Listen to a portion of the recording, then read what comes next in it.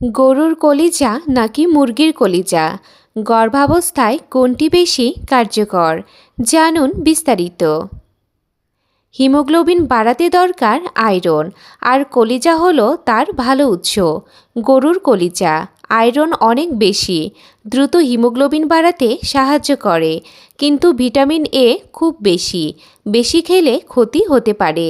মুরগির কলিজা আয়রন ভালো পরিমাণে থাকে, ভিটামিন এ তুলনামূলকভাবে কম, যা গর্ভাবস্থায় তুলনামূলক নিরাপদ।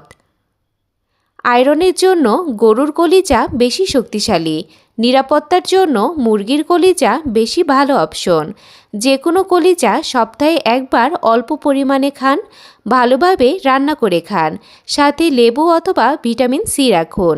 ভিডিওটি ভালো লাগলে লাইক দিন, আর এমন দরকারি তথ্য পেতে সাবস্ক্রাইব করুন।